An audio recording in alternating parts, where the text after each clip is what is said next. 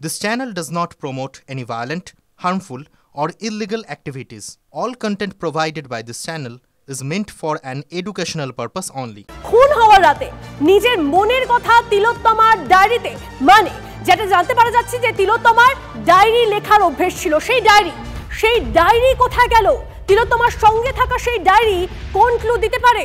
প্রশ্ন তুললেন তিলোত্তমার বাবা মা যে ডায়েরি কোথায় গেল। বাবার দাবি পুলিশ তিলোত্তমার ডায়েরি বাজেয়াপ্ত করেছিল। সিবিআই তদন্তে মিলবে কি তিলোত্তমার ডায়েরির খোঁজ? শ্রাবন্তী আমাদের প্রতিনিধি আমাদের সঙ্গে রয়েছেন, সরাসরি শ্রাবন্তীর সঙ্গে কথা বলবো। শ্রাবন্তী, পুলিশ তিলোত্তমার ডায়েরি বাজেয়াপ্ত করেছিল, সেটা তাহলে সিবিআই তদন্তে মিলবে কি সেই তিলোত্তমার ডায়েরির খোঁজ, এবং এই ডায়েরি কতটা গুরুত্বপূর্ণ হয়ে উঠছে এই তদন্তের স্বার্থে?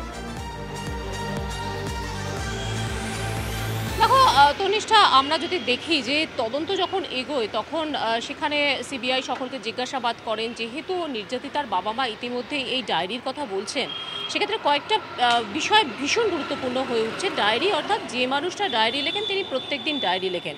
মা নিজে প্রশ্ন করেছেন তাহলে সেই ঘটনার রাতেও নিশ্চিতভাবে মেয়ে ডায়েরি লিখেছিল, সেখানে কি কিছু ইঙ্গিত ছিল? এখন এই ডায়েরি সিবিআই এর হাতে কি ইতিমধ্যেই হস্তান্তর হয়েছে? তোমার মনে থাকবে যে যেদিনকে আদালতে এই মামলাটি উঠেছিল, প্রধান বিচারপতি এত দ্রুততার সঙ্গে বলেছিলেন যে আইনজীবী আছেন সিবিআই, সেই আদালত চত্বরে যাতে সমস্ত তথ্য দিয়ে দেওয়া হয়। সেই ডায়েরি আদতে সিবিআই এর হাতে পৌঁছচ্ছে কিনা সেটা যেমন প্রশ্ন থাকবে, একই সঙ্গে নির্যাতিতার বাবা মায়ের প্রশ্ন যে সেখানে কি আদতে কোনো ইঙ্গিত ছিল, সেটা নিশ্চিতভাবে তদন্তে উঠে আসবে এবং সেক্ষেত্রে নতুন কোনো তথ্যও আসতে পারে সিবিআই এর হাতে। সঙ্গে থাকো শ্রাবন্তী। এর পাশাপাশি আরো একটা বক্তব্য আপনাদের শোনাবো, মানে তিলোত্তমার মা তিনি যে প্রশ্ন তুলছেন যে এই যে তিলোত্তমা কোথায় ঘুমোচ্ছে সেটা খুনি জানলো কি করে? তিলোত্তমার মৃত্যুতে প্রশ্ন তুলছেন তিলোত্তমার মা। প্রথমে আপনাদের বক্তব্যটা শোনাই। সিএম এসেই বলেছেন যে আসল দোষী ধরা পড়ে গেছে বললেই আমি বলেছি না, আমি ওকে আসল দোষী মনে করছি না দিদি। আসল দোষী ও যদি বাইরের ভেতরের কেউ না থাকলে ও কি করে জানলো রাতে আমার মেয়ে সেমিনার রুমে রয়েছে? ম্যাডাম তখন মাথা নিচু করে বললেন, ওই পুলিশকে বললেন যে এটা আমারও কোশ্চেন। একজনের দ্বারা মানে আমার মেয়ের বডি দেখে যা মনে হয়েছে একার দ্বারা কিছুতেই সম্ভব না, এবং মানে ফরেনসিক ডিপার্টমেন্টের অনেক ডক্টররাও এসেছেন আমার বাড়িতে, তারাও বলেছেন একার দ্বারা কিছুতেই সম্ভব না। শ্রাবন্তী আমাদের সঙ্গে রয়েছেন। শ্রাবন্তী, তিলোত্তমার মৃত্যুতে প্রশ্ন তুলছেন তিলোত্তমার মা, এবং এই বিষয়টা ফরেনসিক বিশেষজ্ঞরাও ক্লিয়ার করে দিয়েছে যে কোনো একজনের পক্ষে সম্ভব নয়। তাহলে আর কারা কারা জড়িত রয়েছে? ডিপার্টমেন্টেরই কি কেউ জড়িত রয়েছে? এই সমস্ত প্রশ্নগুলো এখন ঘুরপাক খাচ্ছে, কি তথ্য পাচ্ছ? দেখো, একাধিক বিষয় সামনে আসে যেখানে তো নিশ্চিতভাবে বারবার পরিবার থেকে আরম্ভ করে সকলেই দাবি করছেন যে সম্ভবত একজনের ঘটনাটা কিছুতেই হতে পারে না। তবে সবথেকে বিস্ফোরক তথ্য যেটা মা প্রশ্ন তুলেছেন সেটা নিশ্চিতভাবে ভাবায়, যে মেয়েটা চারতলার একটা সেমিনার রুমে ঘুমোচ্ছে, যে অন্যদিন রেস্ট রুমে ঘুমোয়, সে সেদিনকে সেমিনার রুমে ঘুমোচ্ছে, যদি তর্কের খাতিরে ধরেও নেওয়া হয় যে সেই সেমিনার রুমে সে ঘুমোচ্ছে, সেটা এই অভিযুক্ত জানলো কি করে? যদি না তাকে বিশেষভাবে কেউ এই তথ্য দিয়ে থাকে, তাহলে তার পক্ষে কিভাবে জানা সম্ভব যে সেই সেমিনার রুমে সেই নির্যাতিতা ঘুমোচ্ছে? এবং স্বাভাবিকভাবে রেগুলার প্রচুর চিকিৎসকরা সেখানে বিশ্রাম নেন, এটা যে অভিযুক্ত তার পক্ষে জানা খুব একটা অসম্ভব নয়। কিন্তু সেই দিন সেমিনার রুমে এই নির্যাতিতা থাকবেন সেটা কিভাবে জানা সম্ভব? স্বয়ং মুখ্যমন্ত্রীকেও এই প্রশ্ন দিয়েছেন নির্যাতিতার মা, এবং যেরকমটা তিনি জানালেন যে মুখ্যমন্ত্রী ও পুলিশের কাছে সেটা জানতে চেয়েছেন। তদন্তে নিশ্চিতভাবে এই বিষয়টিও উঠে আসবে।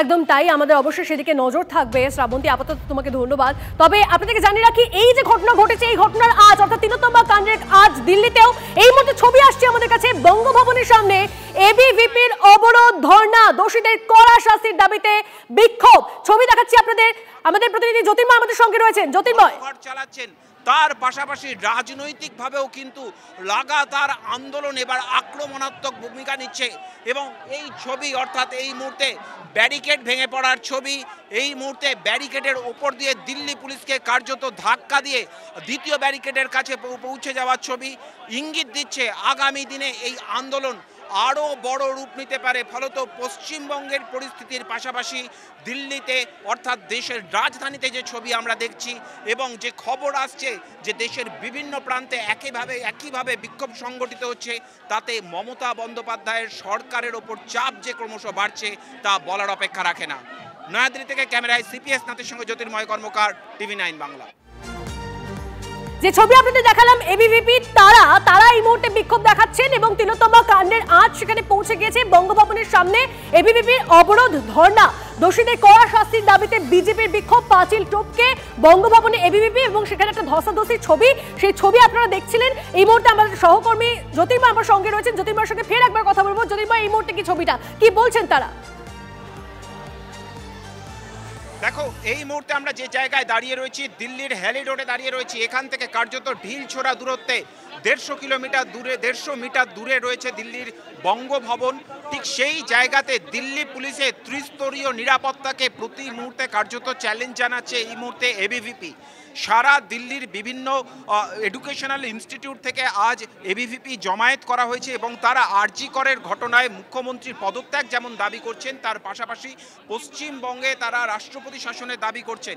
কিছুক্ষণ আগে পর্যন্ত যে ছবি আমরা দেখেছিলাম যে এখানে ত্রিস্তরীয় নিরাপত্তা ব্যবস্থা ছিল, অর্থাৎ পরপর 3টে ধাপে 100 মিটার অন্তর অন্তর ব্যারিকেড রাখা ছিল। কিন্তু যে ছবি আমরা দেখতে পাচ্ছি যে সেই ব্যারিকেডের প্রথম যে ব্যারিকেডটি, সেই ব্যারিকেড ভেঙে ফেলা হয়েছে।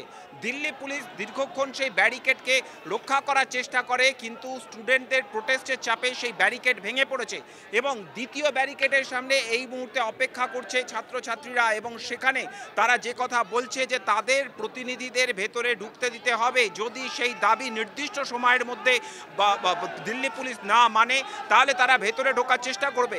আমি ছবিটা দেখাবো এই মুহূর্তে, যেখানে আমরা দেখতে পাচ্ছি যে ব্যারিকেডের ওপর উঠে ছাত্র নেতারা তারা স্লোগান দিচ্ছেন। ঠিক তার ওপারে রয়েছে একটি ওয়াটার ক্যানন এবং সারি সারি বাস দাঁড় করানো আছে। দিল্লি পুলিশের লাঠিধারী দিল্লি পুলিশ তারা অপেক্ষা করছে ঠিক এই ব্যারিকেডের ওপারে, যেখানে আমাদের ক্যামেরা এই মুহূর্তে পৌঁছতে পারছে না। এবং তার পাশাপাশি বিরাট মহিলা পুলিশ বাহিনী তারাও কিন্তু এখানে উপস্থিত রয়েছে। অর্থাৎ কোনোভাবে যদি পরিস্থিতি নিয়ন্ত্রণের বাইরে যায়, কোনোভাবেই কিন্তু এই বিক্ষোভকারীদের বঙ্গভবন পর্যন্ত পৌঁছে দেবে না দিল্লি পুলিশ। তারা কার্যত রণসাজে রয়েছে।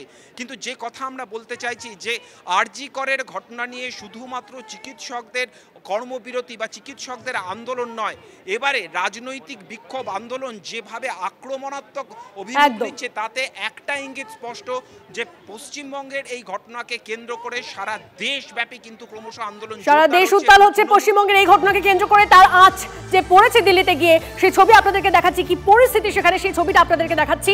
আপাতত তোমাকে ধন্যবাদ জ্যোতির্ময়, তুমি পরিস্থিতির দিকে নজর রাখো।